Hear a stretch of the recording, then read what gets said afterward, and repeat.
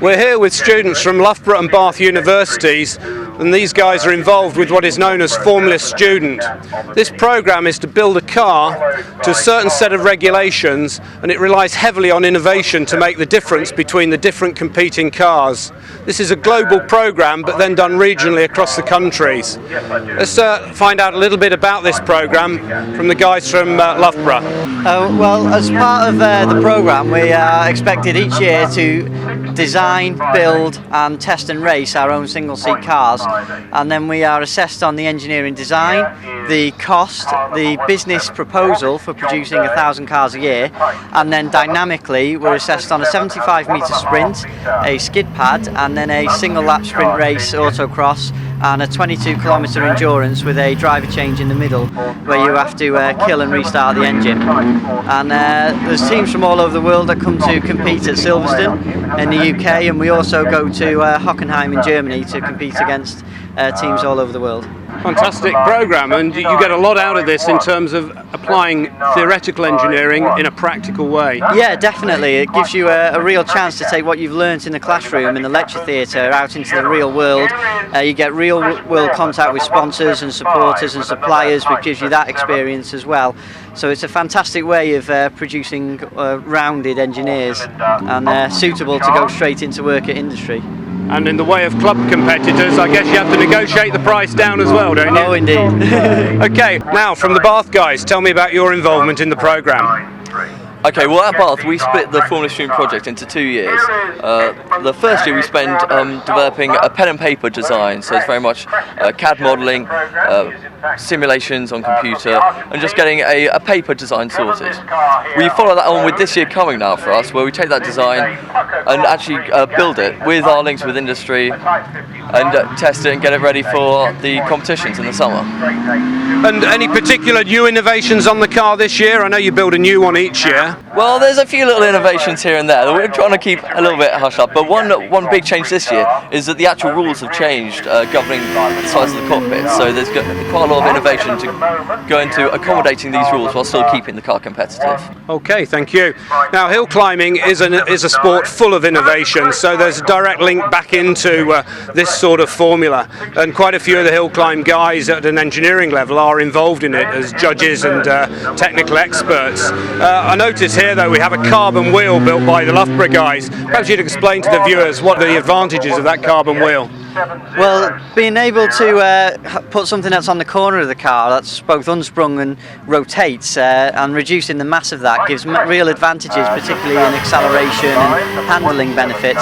And we've this year first experimented for the first time with structural composites, and with looking at developing the wheels. We're using some really advanced high-tech laser optical mapping of the actual wheel to see exactly how it's performing, if there's any damage occurring and that sort of thing, and that's given us a real insight into structural composites and their use and application in motorsport.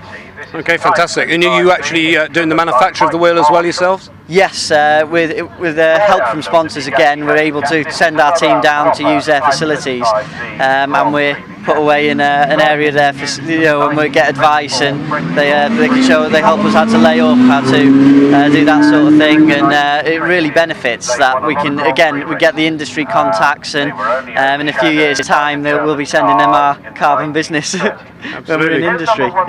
Well guys, it's great to see this technology being applied where you can judge the results of your theory and put it into practice so quickly.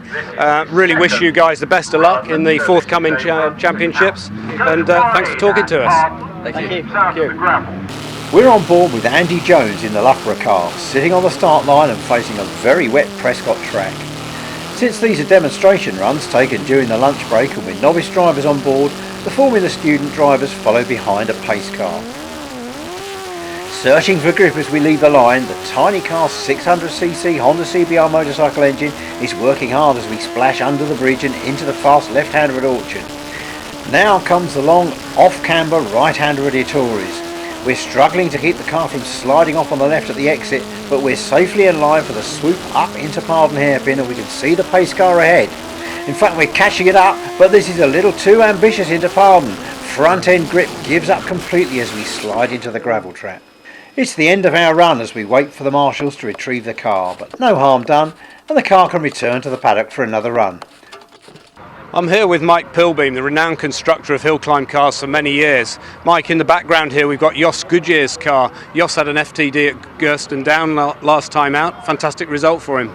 Yeah, we're really pleased with that. I mean, Jos has only had the car about a year, and he's been getting gradually better and better, and I think that's just shows where he's got to now. He did a brilliant job there.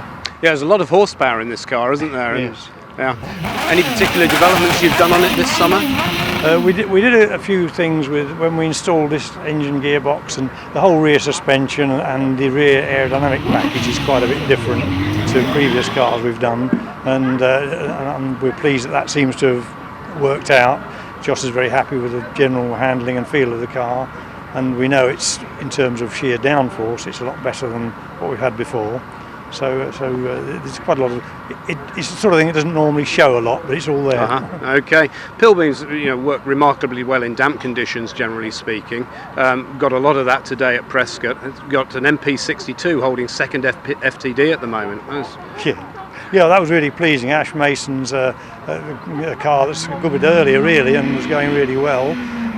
Jos, I think, would have been further up, but he had probably dropped the tyre pressures a bit too low, and he lost a bit of time. But yeah, they do. Normally, the big characteristic with our car seems to be they're driver friendly from a handling point of view, and that's nice to know. In these mixed conditions. Yes. Well, even more so in these. And right now it's not only wet, it's slimy and slippery, and that's testing for the drivers. Absolutely. How about new developments, Mike? Have you got anything on the drawing board? Well, we keep working on this. Certain sophisticated suspension areas, we use a third spring arrangement on both ends of the car, and we actually developed this on circuits and these cars, the Hillclimb. We did it originally for Le Mans cars, but it works extremely well on the hills as well. A little bit more technical to get it set up right, but that's very good. I understand the third spring arrangement on the rear end for ground clearance control. How do you use it on the front? It's the same thing, really. You find with the aerodynamic performance of the car that there are certain areas of the height of the car above the ground where the aerodynamics works best. And the idea of the heave spring is that you try and keep the car always working in that little window of ideal performance. So even with the large Venturis you can run on the hills, then pitch sensitivity still matters a lot to their performance. Yes, pitch and height sensitivity, very much so, yes. Okay, very interesting. Yeah. And next year I understand you're building a car for Oliver Tomlin? Yes, we've got a new one on the go for Oliver, which will be basically the same as Jos Goodyear's car. A few slight developments there, a different engine but a similar, another Judd V8, yeah, we're looking forward to seeing that, because Oliver's done very well with a 10-year-old car of ours. Absolutely, yeah. And so I think he'll be happy with that. Well, we'll watch to see the progress with that project with interest. Yeah. And what about sort of circuit racing cars? Because there was a time when you were doing a fair bit of sports car work in the Le Mans series and what have you. Yeah, we still do. We run Le Mans 24 hours, 5 years now.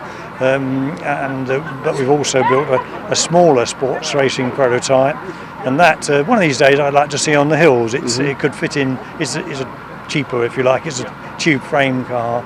Got all the same aerodynamic ideas, very much like an LMP2 Le Mans car, really.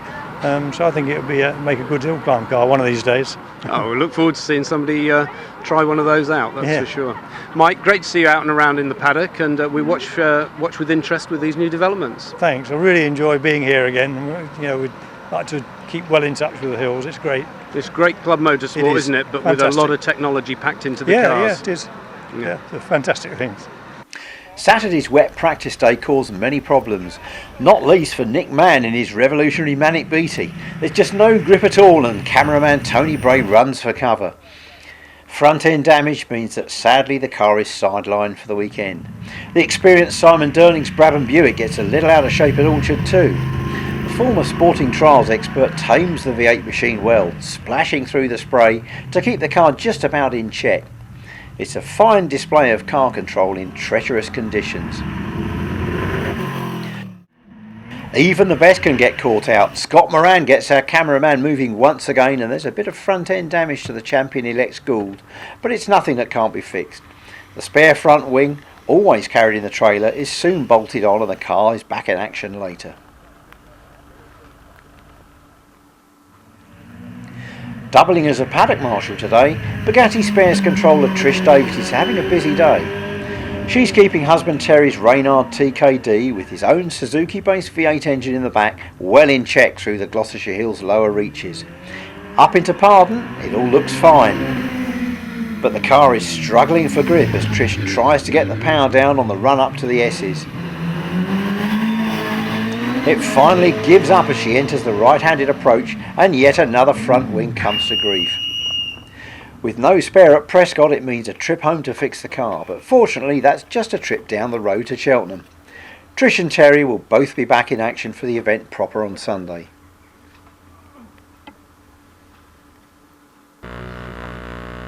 But the star of Saturday's wet practice day is reigning UK Changes Midland Hillclimb champion Ash Mason. Off the line in the 2 litre Vauxhall Power Pilbeam, and that's a great start from Mason in the gripless conditions. Steady on the right foot through Orchard, delicate throttle control really pays off before a quick burst of power into Ettores. This is the ideal line through the tricky right-hander, keeping it wide out to the left before turning in late for the off-camber exit. Now it's that smooth power application again up into Pardon Hairpin, the slowest part of the course. Get the car pointed in a straight line before squeezing the throttle once again for the right-hand sweep before the S's. Just a nudge with the left-hand rumble strip, another with the right, and it's into the final left-hander. Now comes the run up to the long, blind semicircle. Once again, that progressive application of power pays off and Mason storms over the line. It's a superb practice time, third fastest overall behind top contenders Graham White and Martin Groves. We'll be right back after the break.